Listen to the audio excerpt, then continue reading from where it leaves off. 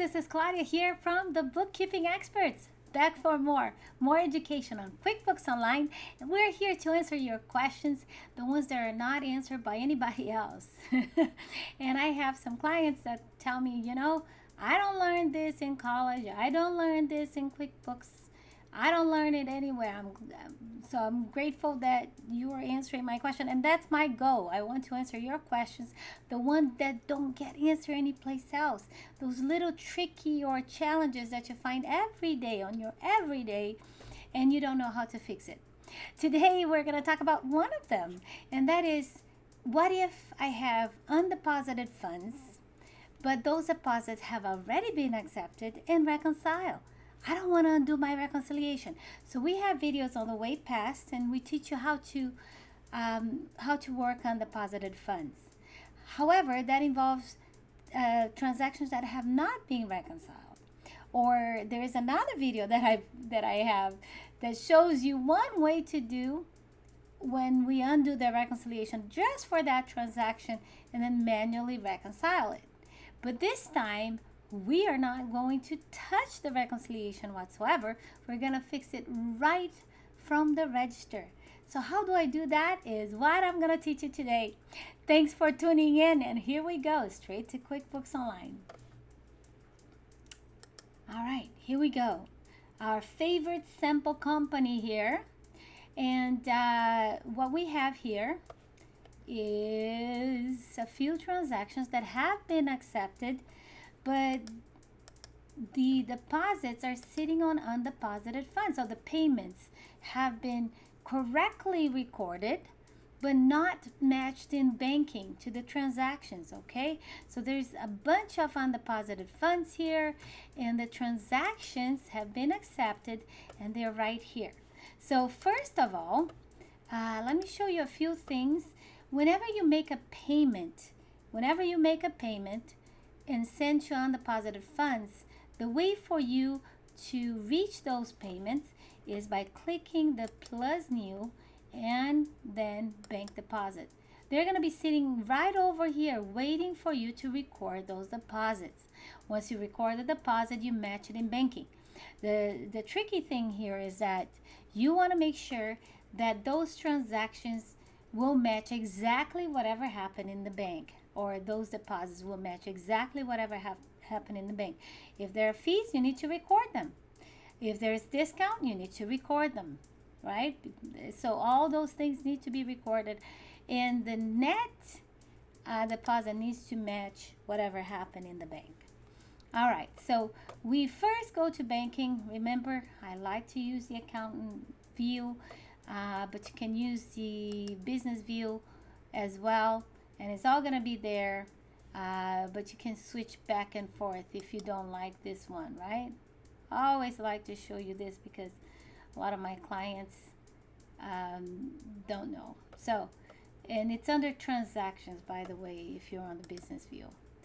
But back to accountant view, I like it better, and that's just the interface that I feel comfortable. But if you feel comfortable with the other one, that's okay too. So like I said, I accepted those transactions and I already reconciled. Now, I have not, because this is just a simple count. But let's suppose that this has been reconciled and I do not want to undo the reconciliation. So it was a lot of work, a lot of research, and I don't want to do 1,000 transactions again. I had this problem happen. But anyhow, so if you, the first thing you want to do, the transactions is already accepted. It's going to be under categorized. For review or transactions that have not been accepted. If the transaction have been accepted, you want to click on categorized. And those are filters that you want to use if you're looking at a specific date of a transaction that happened, let's say in June. Okay, all my transactions here, there's only 3.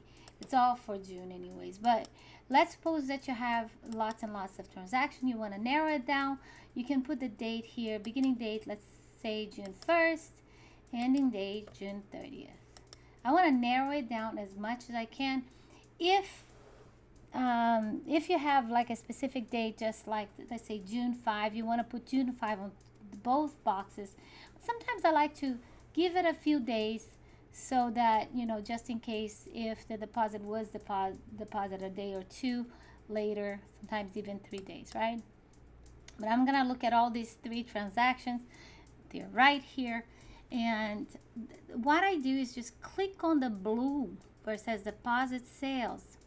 Right? I'm gonna click right over here, and that's gonna open up my deposit. And of course, there's nothing selected here. This is all the undeposited funds. If you wonder, those are all transactions that have not been matched. They are waiting to be matched. They're payments sitting on undeposited funds, which is the right way to do. Now, this is the transaction here, and it doesn't have any details. So I don't want this one. So what I'm going to do is I'm going to delete this. See, that is 868.15. I'm going to delete this. And I'm going to select the transactions that is part of this deposit. And I have 220. I select this transaction. The next, I'm going to select 460.40. And the next transactions is 226.75. Now notice that this is going to be more than what it was deposited. I don't want to record for this amount. I want to record for the exact amount. Now let's suppose that the difference between this and this is processing fee, credit card processing fee. So what do? I record the processing fee.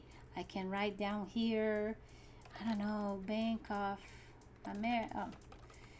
of the US. So whatever it is that whoever merchant service that is paying you, and then I am going to put bank fees, right? And I'm gonna do a minus 39, which is the difference. This is what was charged for processing that transaction.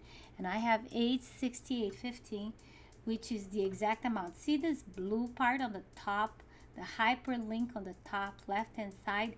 This is the detail of the deposit that was accepted through the banking. 868.15, we're matching exactly. You don't want to match because I just want to fix and include those transactions, those payments into this deposit, okay? Because I don't want to undo my reconciliation. That's why I'm doing this. This is not something you want to do for transactions that are not reconciled. That one I have a whole video about how to treat those undeposited funds, and it's really different from this, okay? So we are going to click here and save and close. Oh, by the way, I'm going to put a link down below. Now see that there is if you click on the hyperlink here, now it's going to show the deposits that we linked to. It still says added. And if this was done, if we have matched, we recorded the deposit like we always do the workflow and matched it, this would have said matched. But because we did it straight from here, it just says added. Like I said, I don't want to do reconciliation. That's how I do it. So let's do the next one. Okay, so $408. This one doesn't have any fees. So I'm just going to select the two transactions. 108 and $300. Now it's saying 816 because I still have that transaction over here on the bottom. I'm going to delete this. Now I have the right amount. See that? So I delete that because this is just the way it was categorized straight coming out of the banking feed. Okay, so if you want to click on this hyperlink on the top left hand side, you see that the amount is the exact amount. Save and close. Now these two transactions on undeposited funds are linked to this one, and they're no longer on undeposited funds. Okay, so that's a great way to fix it. First, I'm sorry, now the last one, 218, and this one is also a couple of transactions. So that's this one and this one, and then we have, remember, we have this that was categorized without any of the details of this deposit. So I'm going to delete this, and I have 218.75, and I'm going to check the hyperlink. That is correct. Everything looks great. This date is the original date that was accepted through the bank. So everything else is right. Okay, so what I'm doing here is a couple of things. I'm eliminating my undeposited funds because I'm associating those payments to this deposit. Okay, and I'm not messing up my reconciliation because I am working from categorized from the register right here from the banking categorized, so without touching the reconciliation. So it will warn you, by the way, because it's going to say, oh, these transactions have been reconciled. Are you sure? You can go ahead and do that because you're not changing anything. You're not changing the numbers. Like I said, when you're selecting it, it's going to be the exact amount that it was originally. You're just selecting those undeposited funds. So you're not messing up with the reconciliation whatsoever. But it's very important that the sum of those transactions you're associating with this deposit is exact. Not a cent over, not a cent less, has to be exact. So you have to make any kind of corrections to those payments if there is any correction in the payment. So you click on plus new bank deposit, and if there is any transaction that needs to be adjusted, you can click on the hyperlink and it will open up the payment. You can click on the invoice and fix, or you can fix the payment, whatever you need to do before you match, but it has to be exact. Okay, and keep in mind that if you need to make adjustments to the deposit, that you can do it right on the box here. Like you need to record the merchant fees, or let's suppose that part of that is a payment to a loan, like Square has loan payments, and sometimes it's deducting from a loan payment. So whatever it is, you can add here. You can add or subtract right from here as well. Okay, so hopefully this was useful. I'm gonna get back to you. All right, I'm back. So hopefully this is helpful, because I know you're gonna run into it, especially as a bookkeeper or an accountant. You see this over and over again. If you have a client that come up to you with a cleanup, oh yeah, you will see that. And even if you're doing something for your own business, you're maintaining your books for your own business, and this happened, maybe more than one person working on it and not doing the workflow of QuickBooks, yeah, you'll see that. And this is how you fix. If you're already reconciled and you don't want to have the headache of undoing the reconciliation and doing it all over again. Okay, so now there is something important to know as well. If you are not an accountant or bookkeeper and you reconcile, you can't undo the reconciliation unless you ask a pro advisor to undo the reconciliation for you. So that kind of leaves you stuck. So that's an additional way for you to do it. Like I said, there's different ways to do things in QuickBooks.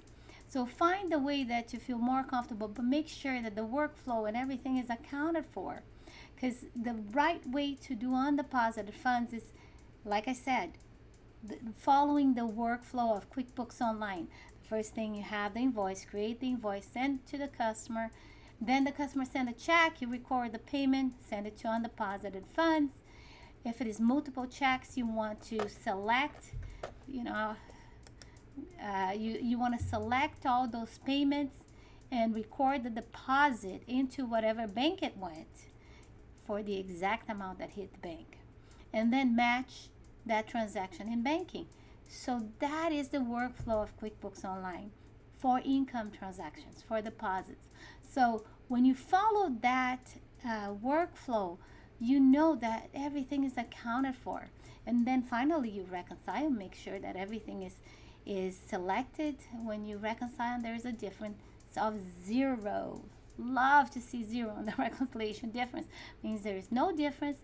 And then I also want to make sure that everything is selected. So that's how I know that our reconciliation is done right, the income is recorded correctly, and everything is good to go. Now, if you need further assistance, um, and you want to hire us for that, feel free to contact us. Our contact is down below. If you like this video and you want to show it to your friend, please do so. Show it to your friend, to your coworker, to your cousin, to everyone, to the world. And subscribe to our channel. We'll come back here every week with different subjects, different ways to solve problems like that, and answer questions that you cannot find answer anyplace else. So, and it's free.